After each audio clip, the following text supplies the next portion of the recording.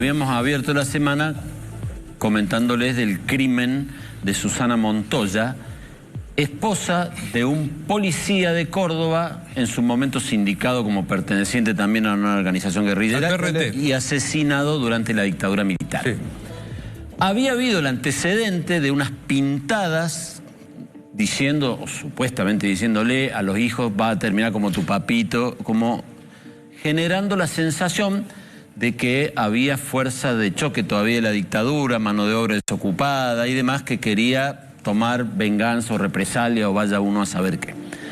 Cuando asesinan a Susana Montoya nos enteramos, lo comentaba Roberto recién, de que estaban a punto de cobrar porque ya estaba el decreto firmado y publicado en el boletín oficial, una suma de 76 millones de pesos que según el gobierno forma parte de como lo ascendieron post-mortem al policía, había una diferencia de sueldo que había que reconocerla de alguna manera y eran esos 76 millones. Subsidio por fallecimiento y compensación de haberes. Bueno, el punto en cuestión es que las dos personas que podían cobrar eso eran la mamá, que acababa de ser asesinada, y el hijo, y uno de los dos hijos, porque la otra chica había muerto ya.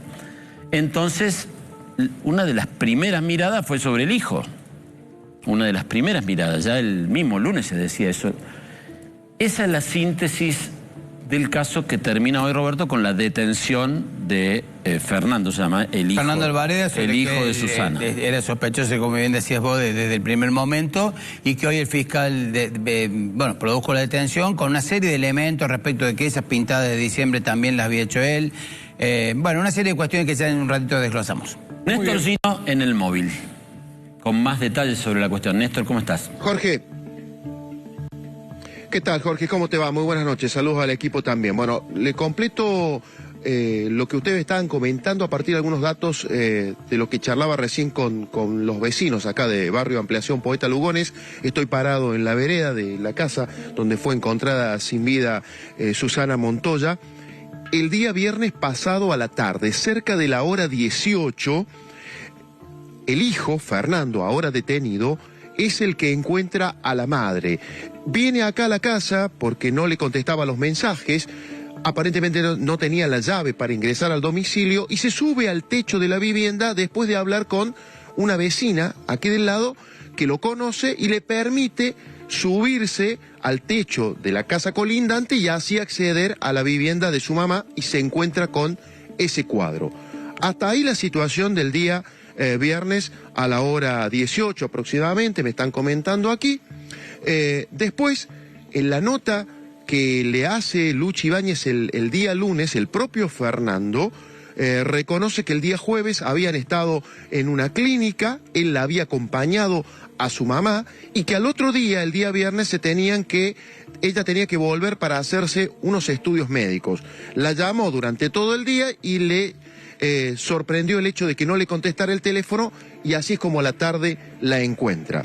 Ese es el relato de la historia, pero claro, a partir de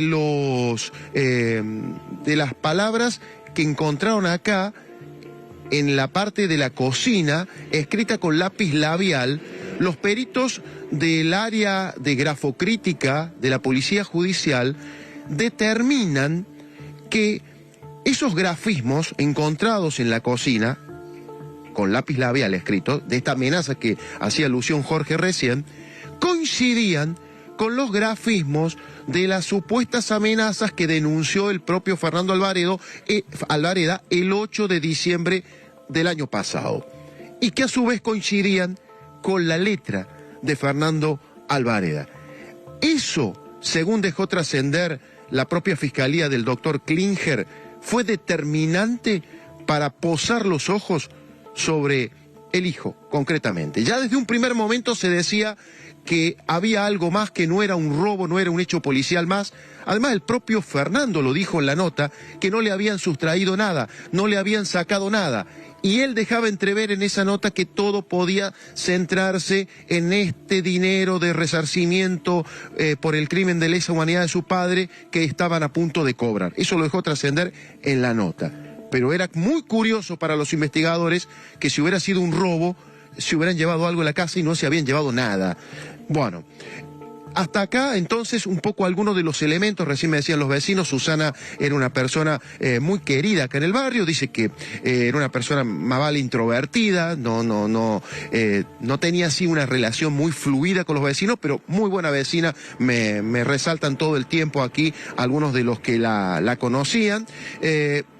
El hijo, Ricardo, que vive en Carlos Paz, era el que más vínculo tenía con la mamá. Es el otro hijo. Hay que recordar que eran 3 hermanos. La mujer que murió quitándose la vida en el 2021, Fernando el mayor y Ricardo el hijo menor. Un poco para entender la historia, todo lo que les estoy contando. Y en horas de la tarde, en el centro de la ciudad, alrededor del monumento al general San Martín, en la propia Plaza San Martín, se iba a llevar a cabo la tradicional ronda de los jueves de las abuelas y madres de Plaza de Mayo, como se hace en Buenos Aires, acá en Córdoba también. En este caso, en una convocatoria ampliada, pidiendo por el pronto esclarecimiento del asesinato de Susana Montoya. Y también pedían, en el comunicado que difundieron a través de los medios, bueno, que podía participar obviamente cualquiera, invitaban a la población en general, pedían protección y seguridad para el propio Fernando Alvareda a partir de los mensajes intimidatorios. Claro, cayó como un baldazo de agua fría la noticia de que quien está sospechado ahora y acusado de homicidio calificado por el vínculo es el hijo, es el propio Fernando Alvareda. A punto tal que los militantes de Hijos, compañeros de Fernando, estaban tan choqueados que cuando quisimos hablar con ellos ninguno quería hablar, se excusaban diciendo que no conocen la causa, que hay que confiar en la investigación, pero que no tenían más elementos para aportar, y evidentemente ninguno quería hacer declaraciones más allá de que cada uno de los mensajes que se escucharon en la propia Plaza San Martín, todos pedían por el esclarecimiento de Susana Montoya, reconocida militante y compañera de lucha, como ellos la llaman. Pero claro, ninguno podía salir del estupor de que las miradas estén posadas sobre su hijo, ahora detenido y sospechado de ser el autor de este aberrante crimen ocurrido hace una semana. Eso era lo que le queríamos contar de lo que sabemos hasta el momento, un poco para que ustedes tengan una dimensión de lo que sucedió hace ratito nada más en horas de la tarde. Bien, Néstor. Bien, muchas gracias. Roberto. Bueno, vamos a repasarlo, decía algunas cuestiones, la planteaba bien Néstor desde el móvil, de esta historia que tiene que ver con la historia trágica de Córdoba, de la dictadura, de condenas por crímenes de lesa humanidad que ha habido en este caso, que es el caso Alvareda. Ricardo Alvareda era un militante del ERP, y además era suboficial de la policía, una cuestión que siempre quedó ahí como una cuestión bastante confusa. Seguramente Lalo en esa época, ¿te acordás? Sí. Digamos que no era una cosa que quedó siempre claro, pero que surgieron a partir de una serie de testimonios que él participaba de una de las organizaciones insurgentes de aquel momento. La misión que tenía Alvareda como militante del PRT era avisar anticipadamente los operativos policiales, dónde se iban a hacer los operativos policiales, porque manejaba la frecuencia policial. Bueno. O sea, estaba en el comando, no me acuerdo cómo era la repartición. La cuestión es que el 25 de septiembre de 1979, ahí está mal la fecha, del 1979, es secuestrado, hay testimonio que ven que lo asesinan en una repartición de La Calera, lo secuestra el D2, y sus restos forman parte de lo desaparecido, nunca aparecen. A partir de allí se inicia una cuestión, porque Alvareda estaba casado con Susana Montoya, tenía 3 hijos, Ricardo, el más grande, Fernando y Belén. Belén falleció y dejó una hija. Fernando siempre tuvo una militancia muy activa y una participación en organismos de derechos humanos, referente de los organismos de derechos humanos en Córdoba, y venía reclamando, además de la indemnización nacional, la indemnización por parte de la provincia respecto a que debía ser ascendido su padre y reconocido un dinero, y venía haciendo una serie de planteos ante justamente las autoridades provinciales para eso. En diciembre Fernando denuncia amenaza y es noticia nacional. Lo podemos ver, aquellas pintadas, aquellas cuestiones que aparecieron en su casa, las cuestiones que aparecieron en diciembre, diciendo que lo iban a matar, eso, sos hijo de terrorista, de la policía...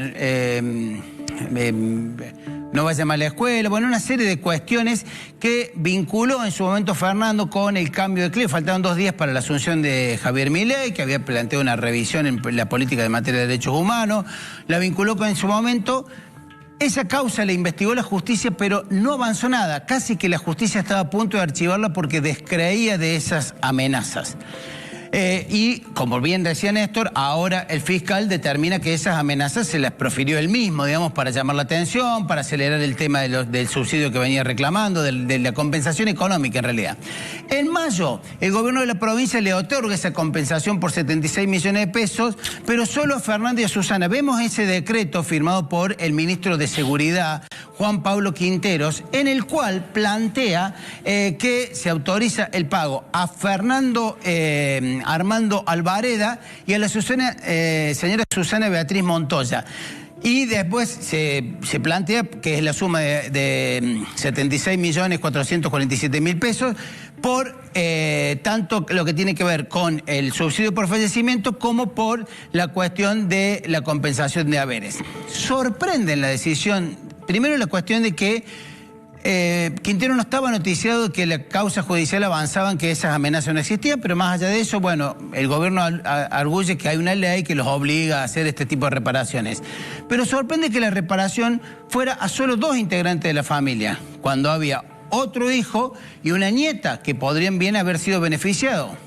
Es una cosa que queda confusa para algunos. El gobierno dice que no, porque fue Fernando el que hizo el planteo y por eso no hay margen para eso. Pero perdón, 45 años después, ¿la provincia todavía sigue pagando este tipo de resarcimiento? Sí, sigue pagando porque la ley no bueno, la ley es reciente. Pero en este caso tuvo que fallar por varias cosas.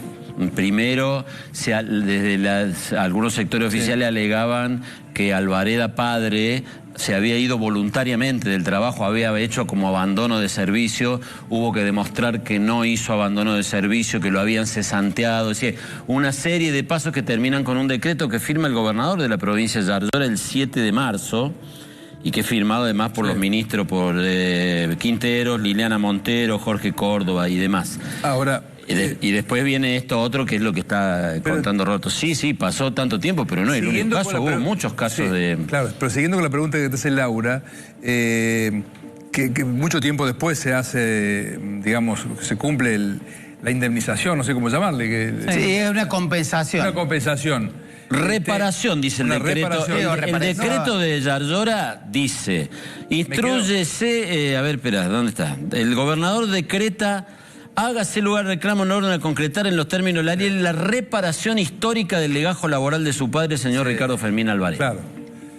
Bueno, lo mismo es más allá de que estaba estricto la ley, además había generado un ruido interno en la policía, fundamentalmente. Hay que recordar, habían sido juzgados esos hechos, habían sido condenados Menéndez y una serie de oficiales de la dictadura por esta desaparición y muerte de Alvareda. Pero más allá de eso, esa decisión de pagarle, que no había sido efectivizada, que Fernando venía reclamando, había generado ruido. Y había desatado una situación interna en la relación de madre e hijo que venía siendo tormentosa desde hace mucho tiempo, y finalmente el viernes de agosto fue hallada muerta